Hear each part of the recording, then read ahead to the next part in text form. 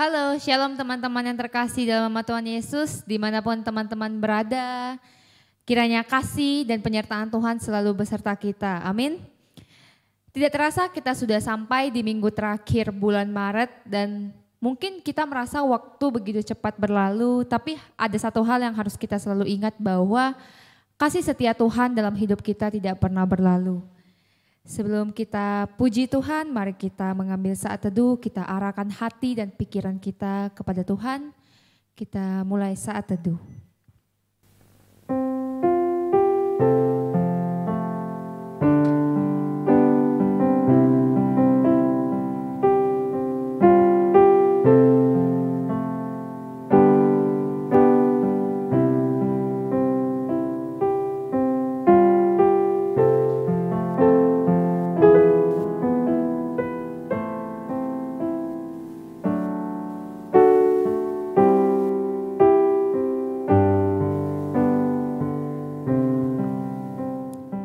Teduh selesai. Teman-teman yang terkasih, mungkin kita sudah beribadah online dalam waktu yang sangat lama dan mungkin kita merasa tidak ada kepastian dan mungkin beberapa dari kita ada yang sudah merasa lelah. Tapi kiranya semangat kita sebagai anak muda, sebagai anak Tuhan, kiranya kita tidak selalu menurun semangat kita. Kiranya kita ketika memuji Tuhan, kita boleh berkobar-kobar api semangat kita. Amin. Mari kita naikkan sebuah pujian yang mengatakan, Yesus kaulah sahabatku.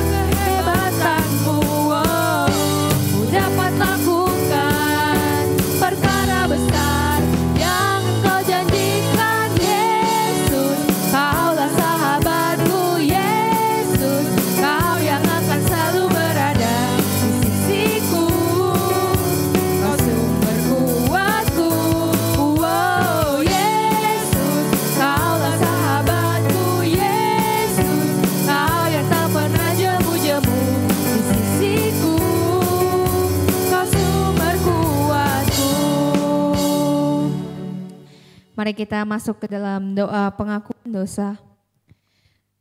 Tuhan Allah Bapa kami yang bertata dalam kerajaan sorga, kami sungguh mengucap syukur Tuhan, Engkau sumber kuatku Tuhan. Hidup yang kupilih Tuhan adalah hidup yang telah Engkau tentukan bagi kami Tuhan.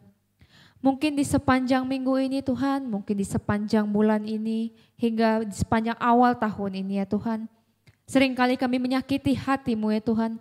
Seringkali kami melakukan kesalahan-kesalahan yang melanggar perintah-Mu dan membuat hati-Mu sedih ya Tuhan. Tuhan, kiranya Engkau yang boleh ampuni kami Tuhan. Koreksi kami dari segala kesalahan kami Tuhan. Biarlah kami boleh selalu berjalan lurus mengikuti Engkau ya Tuhan. tidak berbelok ke kanan dan ke kiri. Kami sekali lagi meminta ampun kepadamu Tuhan, sertai kami Tuhan, bimbing kami Tuhan. Untuk waktu selanjutnya kami serahkan ke dalam tangan Tuhan. Terima kasih Tuhan. Hanya di dalam nama Tuhan Yesus kami telah berdoa dan mengucap syukur. Amin. Teman-teman, di masa-masa seperti ini, di masa-masa pandemi, di masa-masa sulit seperti ini, mungkin kita kadang merasa lelah, kita kadang merasa takut, gelisah, bahkan kita kadang merasa untuk apa kita hidup.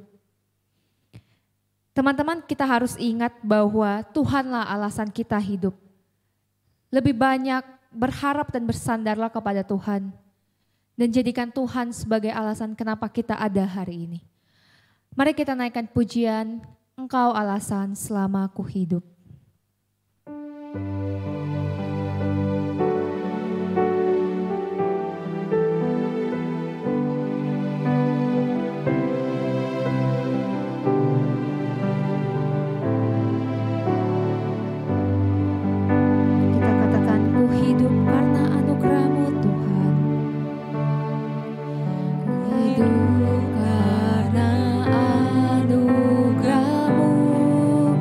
Tidak ada satupun dapat aku banggakan Tuhan. Dapat ku banggakan semua karena cintamu. Ini hidupku, pimpin jalanku. Kasih-Mu mengubah hidupku.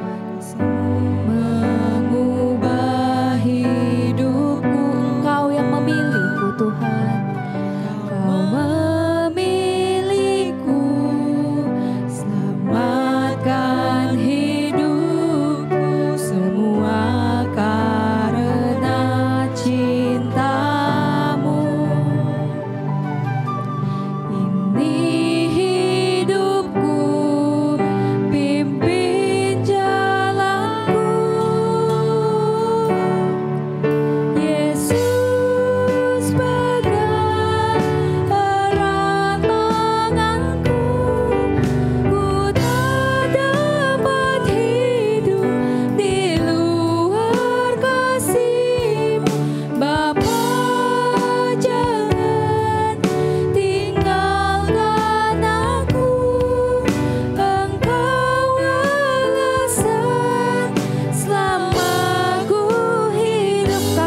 mengubah hidupku,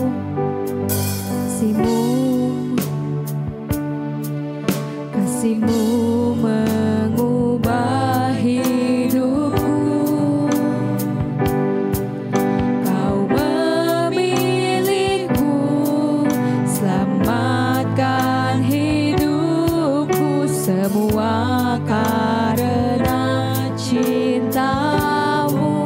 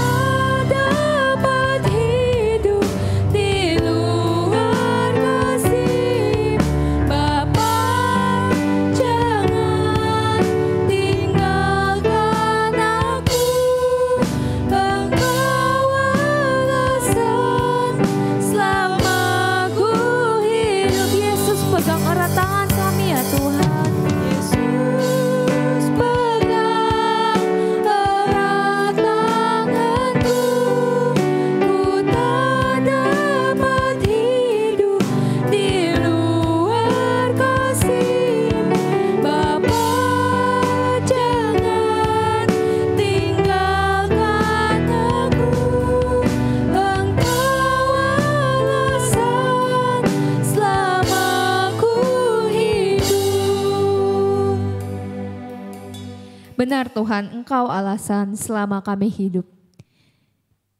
Sebelum kita mendengarkan kebenaran firman Tuhan, sebelum kita masuk ke dalam firman Tuhan yang akan disampaikan oleh Evangelis Henry, mari kita satukan hati dan pikiran kita lebih dalam lagi.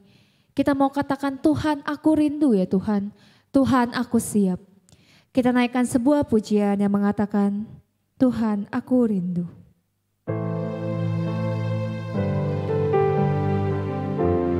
Kita arahkan hati dan pikiran kita.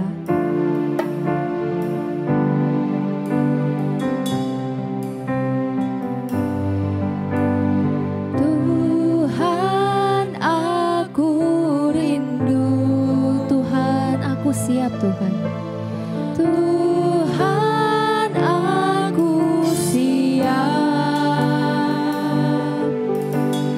penuhi aku dengan roh-Mu, ku rindu lawatan-Mu. Sekali lagi, Tuhan aku rindu. Tuhan aku rindu, Tuhan aku siap Tuhan. Tuhan aku siap, penuhi aku dengan roh-Mu, ku rindu lawatan-Mu.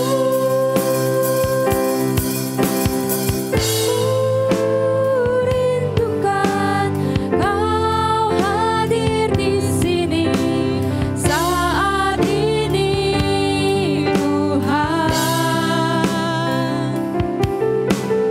Ku rindukan Roh-Mu mengurapi saat ini Yesus. Sekali lagi kita katakan, ku rindukan Tuhan. Ku rindukan Kau hadir di sini saat ini Tuhan.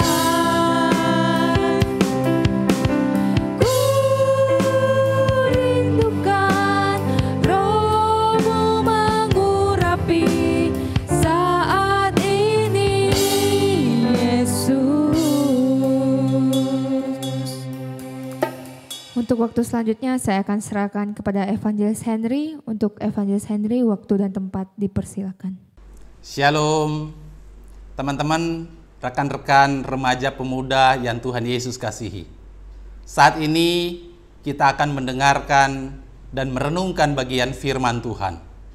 Untuk itu, saat ini kita akan datang kepada Tuhan, memohon pertolongannya supaya kita dipimpin dan ditolong oleh Tuhan. Mari kita satu di dalam doa.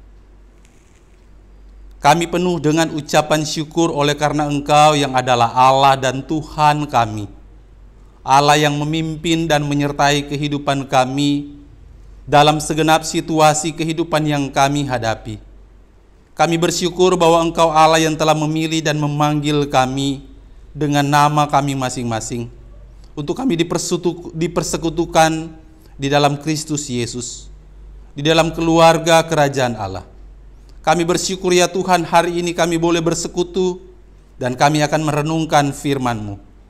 Mohon Engkau sebagai Allah dan Tuhan kami, membimbing dan memimpin kami oleh Roh Kudus yang akan mengajari kami, memberikan kami hikmat dan pengertian atas apa yang kami baca dan dengarkan serta kami renungkan.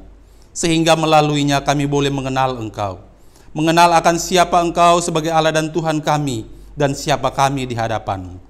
Terima kasih ya Tuhan, di dalam nama-Mu Tuhan kami Yesus Kristus, hamba berdoa menyerahkan hamba secara pribadi. Biarlah Tuhan yang memimpin dan menolong di dalam pemberitaan firman-Mu.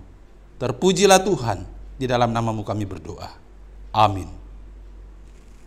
Teman-teman, rekan-rekan remaja dan pemuda yang Tuhan Yesus kasihi. Hari ini kita akan membaca dan merenungkan satu bagian firman Tuhan yang terambil dari Lukas pasal 23, ayat yang ke-33 sampai 43 yang demikian bunyinya. Ketika mereka sampai di tempat yang bernama Tengkorak, mereka menyalibkan Yesus di situ dan juga kedua orang penjahat itu, yang seorang di sebelah kanannya dan yang lain di sebelah kirinya. Ayat yang ke-39. Seorang dari penjahat yang digantung itu menghujat dia, katanya, "Bukankah engkau adalah Kristus? Selamatkanlah dirimu dan kami." Tetapi yang seorang menegur dia katanya, "Tidakkah engkau takut juga? Tidak kepada Allah, sedang engkau menerima hukuman yang sama." Kita memang selayaknya dihukum, sebab kita menerima belasan yang setimpal dengan perbuatan kita. Tetapi orang ini tidak berbuat sesuatu yang salah. Lalu ia berkata, "Yesus, ingatlah akan aku apabila engkau datang sebagai raja." Kata Yesus kepadanya, "Aku berkata kepadamu, sesungguhnya hari ini juga akan ada bersama-sama dengan aku di dalam Firdaus." Sampai di sana pembacaan kita pada hari ini. Yang berbahagia adalah setiap kita yang membaca, merenungkan, dan terlebih melakukan firman Tuhan dalam kehidupan kita tiap-tiap hari. Saudara-saudara, rekan-rekan, remaja, pemuda yang Tuhan Yesus kasihi, bagian firman Tuhan yang baru saja kita baca dan dengarkan akan kita renungkan di bawah satu tema, kasih-Nya yang menyelamatkan. Saudaraku, saat kita membicarakan kata kasih, maka ada banyak persepsi dan sisi tentang kasih. Ada yang mengatakan kasih itu terjadi tanpa sebab akibat yang jelas. Ada pula yang berpendapat melakukan kasih itu mudah karena tidak ada standarnya. Namun banyak juga yang mengatakan bahwa kasih itu sesuatu yang sangat sulit untuk dilaksanakan. Kita semua pasti pernah mendengar bahwa kasih itu adalah hal terpenting dalam menjalani kehidupan ini. Orang yang penuh dengan kasih akan hidup dengan baik. Pada hari ini kita mendengarkan bacaan yang mengisahkan tentang kasih Allah yang Maha Kuasa itu. Kasih Allah ini merupakan alasan mengapa Allah mengutus putranya yang tunggal turun dan tinggal di dunia, menjadi sama dengan manusia, bahkan rela menderita sampai mati di salib demi menebus dosa manusia. Hal ini hendak memberikan sesuatu penegasan bahwa kasih itu menyelamatkan saudara-saudara. Dalam Injil hari ini, Allah mempertontonkan kasih-Nya yang menyelamatkan kepada kita sekalian.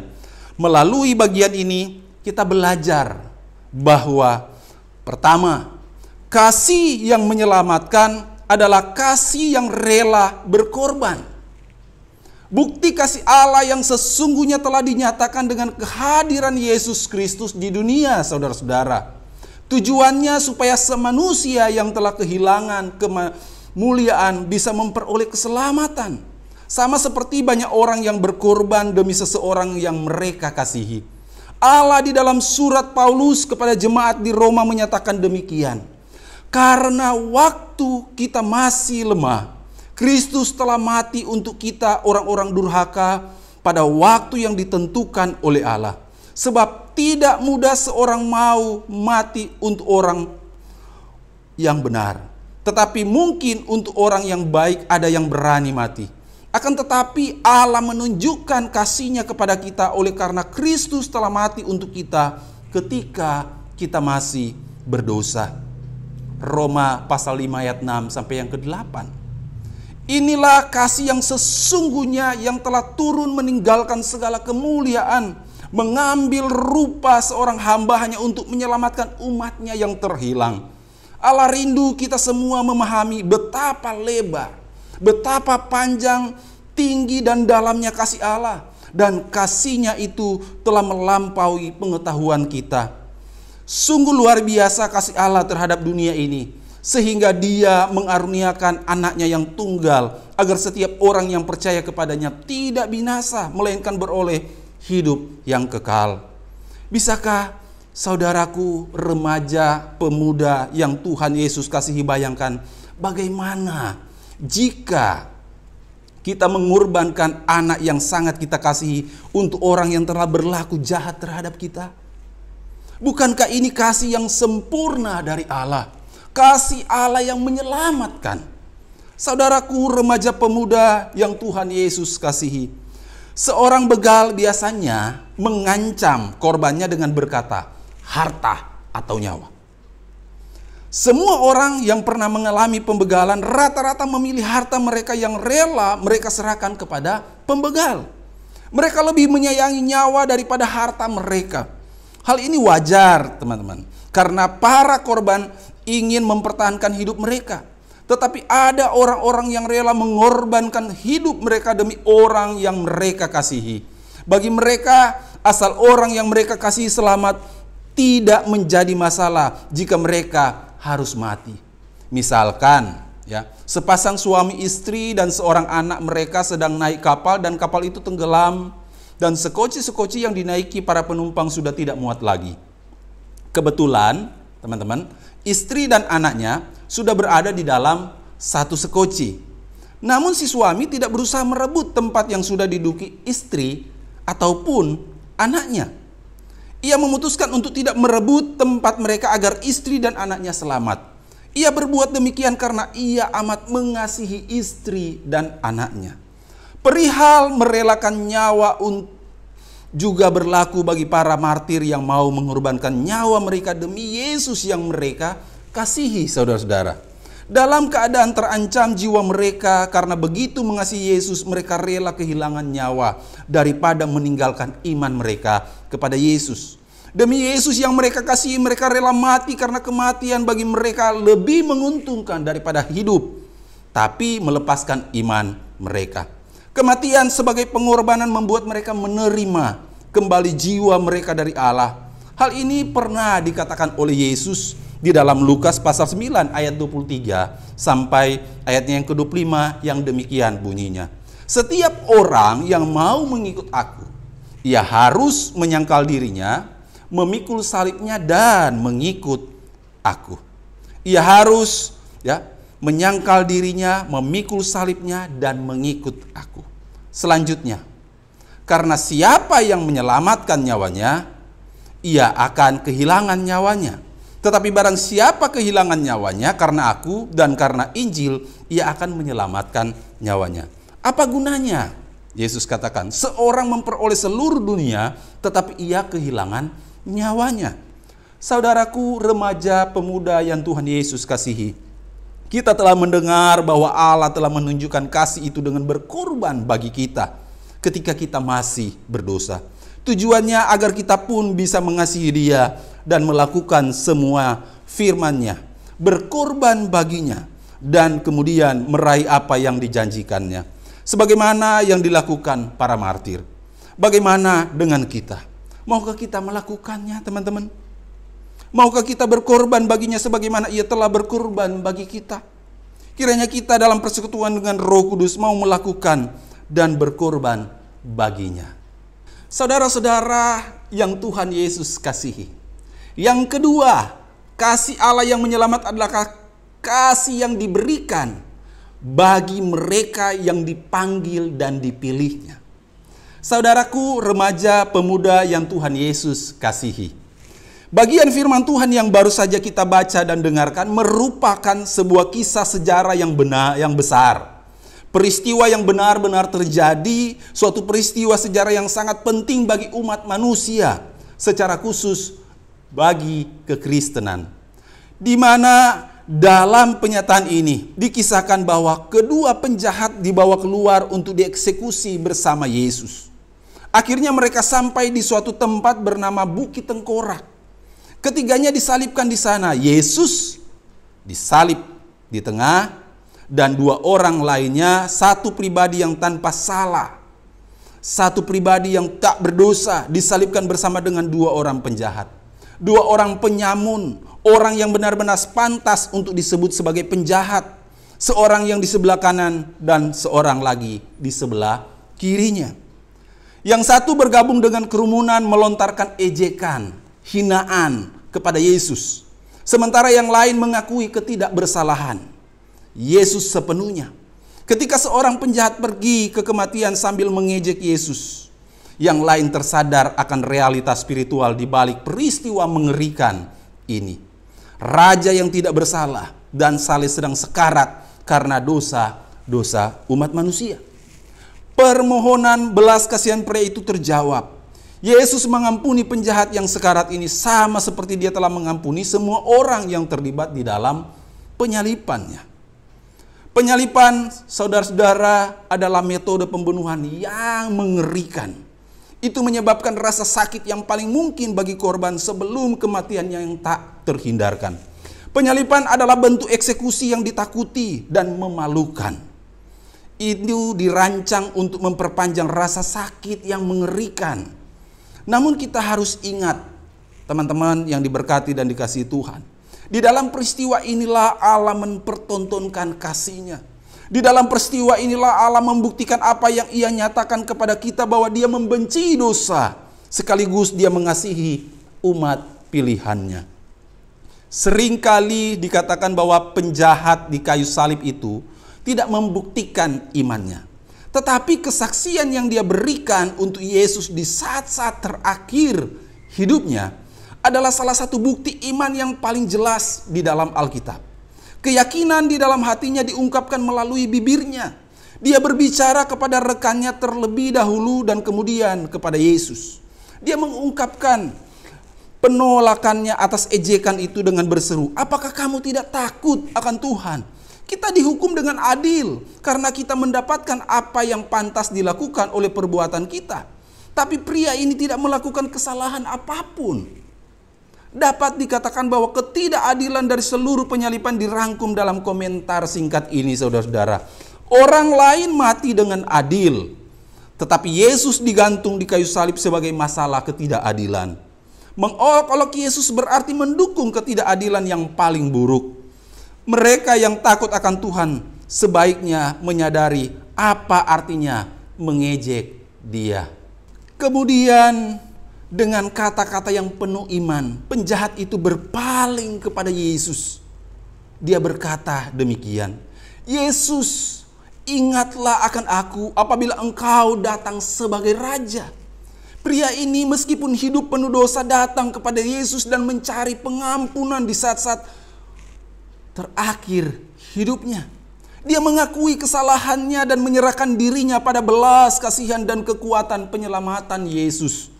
Ini adalah potret yang sangat jelas tentang anugerah Tuhan.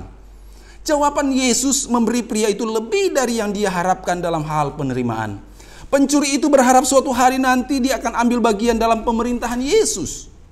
Sebaliknya Yesus menjanjikannya surga sejak kematiannya. Yesus berkata demikian, "Sesungguhnya hari ini juga engkau akan ada bersama-sama dengan aku di dalam Firdaus." Kata "sesungguhnya" aku katakan kepada mewakili cara Yesus, saudara-saudara, yang paling kusyuk untuk meyakinkan sesamanya. Pengakuan dan permintaan iman telah didengar. Mulai hari ini penjahat itu akan tinggal di tempat tinggal orang benar. Firdaus yang dirindukan orang Yahudi, ciptaan yang dipulihkan di mana orang benar tinggal. Yesus tidak menjelaskan bagaimana ini akan berhasil, teman-teman, saudara-saudara yang Tuhan Yesus kasihi. Tetapi jaminan yang dia berikan kepada pencuri itu sangat-sangat jelas. Ironisnya, meski mati di tengah ejekan, Yesus telah menyelamatkan seseorang saat di kayu salib. Permintaan ejekan telah dikabulkan kepada orang yang belajar percaya kepada Yesus. Saudara-saudara yang diberkati dan dikasihi oleh Tuhan kita Yesus Kristus, peristiwa di mana seorang penjahat pergi ke kematiannya sambil mengejek Yesus, sedangkan yang lain tersadar dan memohon belas kasihan Yesus serta diampuni, bukanlah suatu peristiwa sederhana. Benar bahwa ada adegan percakapan di atas kayu salib, ada permohonan dari penjahat, ada respon dari Yesus. Namun sesungguhnya Allah sedang menyatakan kepada kita bahwa kasih Allah yang menyelamatkan adalah kasih yang diberikan.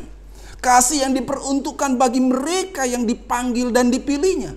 Ini adalah realisasi langsung hari ini, ya, dari anugerah Allah yang menyelamatkan melalui Kristus. Allah di dalam surat Paulus kepada jemaat di Efesus menyatakan bahwa karena kasih karunia kamu diselamatkan oleh iman, itu bukan hasil usahamu tetapi pemberian Allah.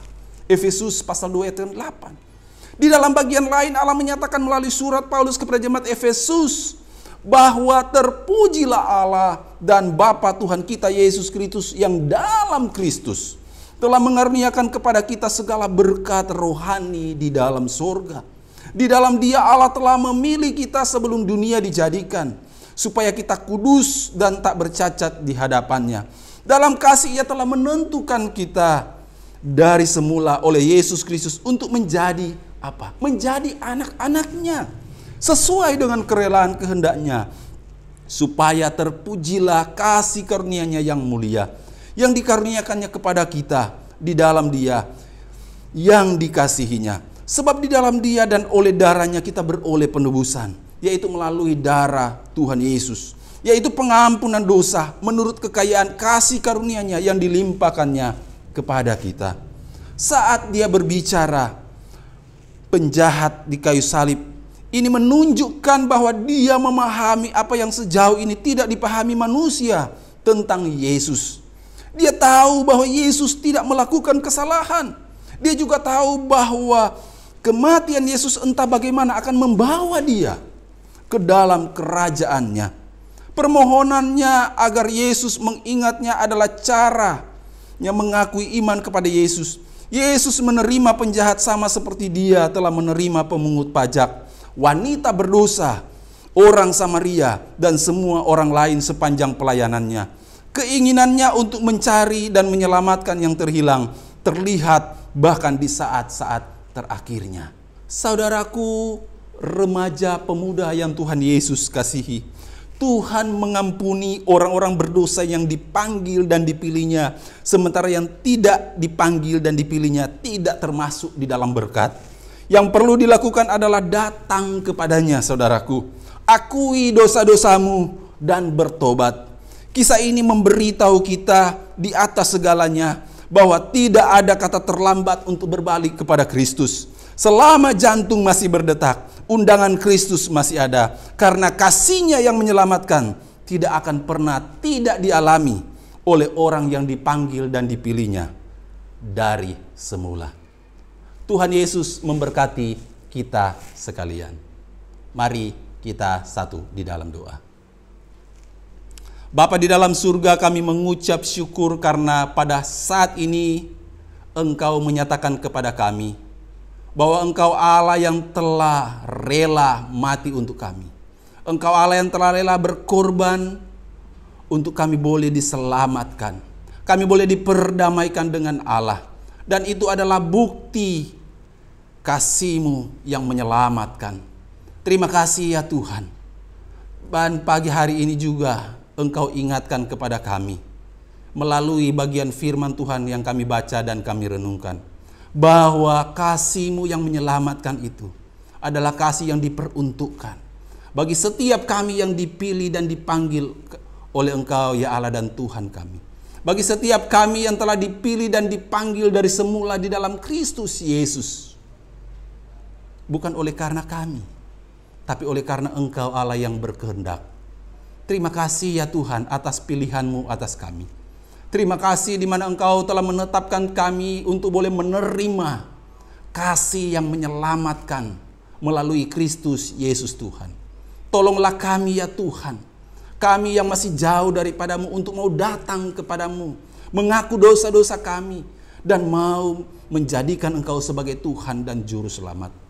Dan bagi kami yang sudah berada di dalam-Mu ya Tuhan, tolong kami untuk hidup sebagaimana kehendak-Mu. Hidup di dalam kebenaran firman-Mu. Meneladani apa yang telah Engkau lakukan bagi kami. Yaitu untuk menyatakan kasih-Mu kepada sesama kami. Kepada mereka yang masih jauh daripada-Mu ya Tuhan. Terpujilah Engkau ya Tuhan. Di dalam nama-Mu kami berdoa. Amin. Terima kasih atas firman Tuhan yang disampaikan. Kiranya teman-teman kita sebagai anak muda boleh selalu mengaplikasikan firman Tuhan dalam kehidupan kita sehari-hari. Kiranya kita dapat selalu berjalan bersama Tuhan, menyadari penyertaan Tuhan di sepanjang hidup kita. Saya undang teman-teman semua untuk bangkit berdiri, baik yang ada di gereja maupun di rumah masing-masing. Kita akan bersama-sama mengucapkan pengakuan iman rasuli. Marilah kita bersama-sama dengan umat Allah di masa lalu, di masa kini dan masa depan, mengingat pengakuan pada baptisan kita menurut pengakuan iman rasuli. Aku percaya kepada Allah, Bapa yang Maha Kuasa, Khalik langit dan bumi, dan kepada Yesus Kristus anaknya yang tunggal Tuhan kita, yang dikandung daripada Roh Kudus, lahir dari anak darah Maria, yang menderita sengsara di bawah pemerintahan Pontius Pilatus, disalibkan, mati dan dikuburkan, turun ke dalam kerajaan maut. Pada hari yang ketiga bangkit pula dari antara orang mati, naik ke surga, duduk di sebelah kanan Allah, Bapa yang Maha Kuasa, dan dari sana Ia akan datang untuk menghakimi orang yang hidup dan yang mati. Aku percaya kepada Roh Kudus, gereja yang kudus dan am, persekutuan orang kudus, pengampunan dosa, kebangkitan orang mati, dan hidup yang kekal. Amin. Teman-teman yang dikasihi Tuhan, dipersilakan duduk kembali. Selanjutnya kita akan menjalankan persembahan. Mari kita berikan yang terbaik untuk Tuhan, bukan hanya dari materi. Biarlah kita boleh memberikan hati kita, pikiran kita, hidup kita, dan semua yang ada pada kita boleh kita berikan kepada Tuhan. Mari kita naikkan sebuah pujian yang mengatakan segala puji syukur.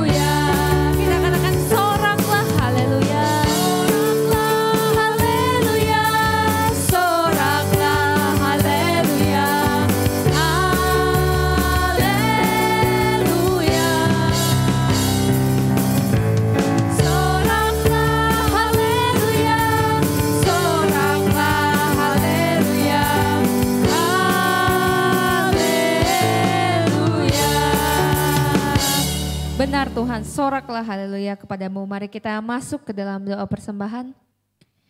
Tuhan, segala puji syukur kami naikkan kepadamu ya Tuhan. Segala puji-pujian Tuhan, kami muliakan namamu Tuhan. Tuhan, kami telah memuji, memuliakan namamu. Kami juga telah memberikan persembahan kepadamu ya Tuhan. Kiranya persembahan ini sebagian dari harta kami Tuhan. Boleh Engkau pakai Tuhan untuk suci kuduskan. Bangun kerajaan-Mu di tempat ini Tuhan. Kiranya Tuhan kami dengan sungguh-sungguh Tuhan memberikan persembahan bukan hanya berupa materi. Kiranya kami dapat memberikan hati kami, jiwa kami, pikiran kami, hidup kami kepadamu ya Tuhan. Kiranya kami boleh selalu memuji, memuliakan namamu, memberikan Engkau persembahan dalam sepanjang hidup kami. Untuk waktu selanjutnya Tuhan, mungkin kami akan kembali ke aktivitas kami masing-masing ya Tuhan. Kiranya Tuhan yang sertai, Tuhan yang bimbing kami Tuhan.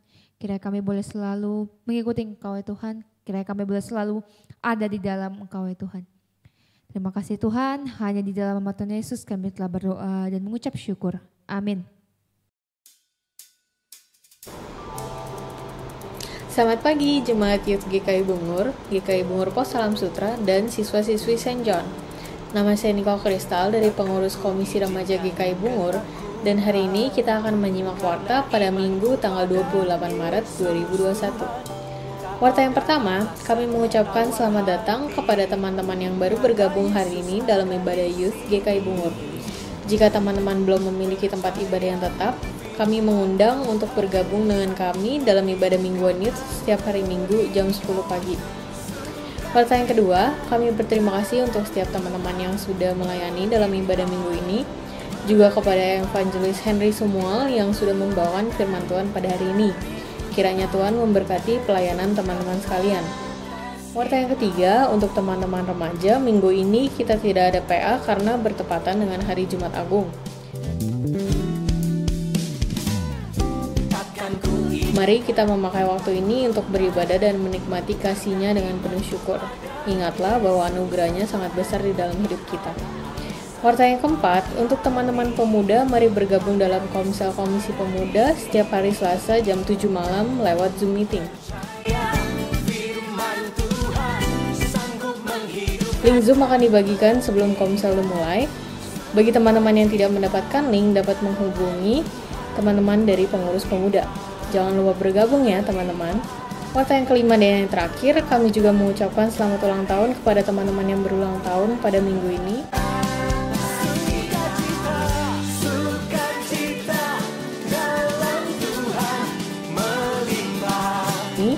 Kiranya sukacita Tuhan selalu melimpah di hidup teman-teman semua. Demikianlah warta hari ini. Saya Nicole, pamit undur diri. Selamat hari Minggu. Sampai jumpa minggu depan. Tuhan Yesus memberkati. Sebelum kita kembali ke kehidupan dan ke aktivitas kita masing-masing, teman-teman, mari kita angkat sebuah pujian lagi yang mengatakan, hatiku percaya.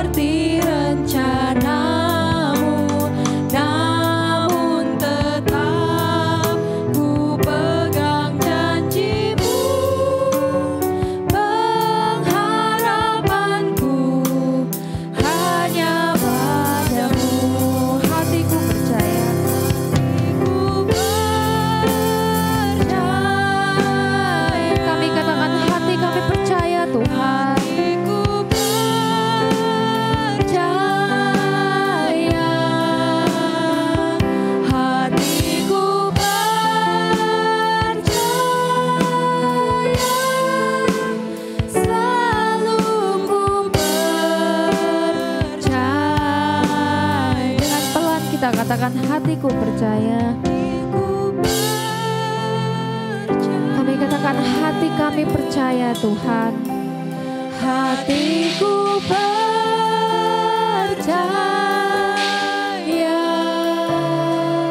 Hatiku percaya.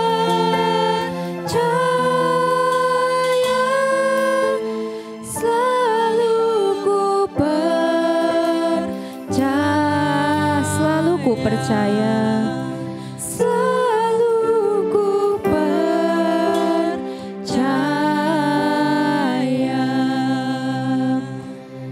Doa berkat akan dibawakan oleh Evangelis Henry. Untuk Evangelis Henry dipersilakan. Saudaraku, teman-teman remaja dan pemuda yang Tuhan Yesus kasihi. Saat ini kita akan kembali ke dalam aktivitas kita. Kita akan mengakhiri kebaktian pada saat ini. Untuk itu, marilah kita arahkan hati kita kepada Tuhan. Marilah kita kembali dengan penuh sukacita dan dengan damai sejahtera yang daripada Tuhan. Marilah kita lakukan firman-Nya dan terimalah berkat yang daripadanya. Kasih karunia dan damai sejahtera dari Tuhan Yesus Kristus, kasih sayang yang dari Allah Bapa dalam persekutuan dengan Roh Kudus menyertai kita sekalian mulai dari saat ini hingga nanti Tuhan Yesus datang untuk yang kedua kali, bahkan sampai selama-lamanya. Amin. Hosiana.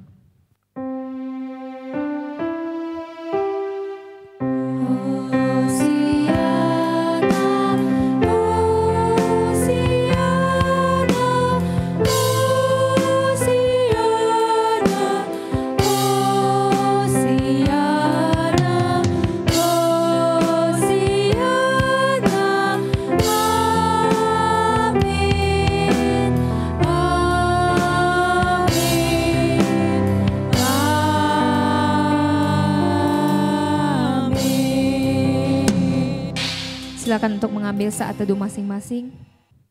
Sampai jumpa di persekutuan berikutnya. Tuhan Yesus memberkati teman-teman sekalian.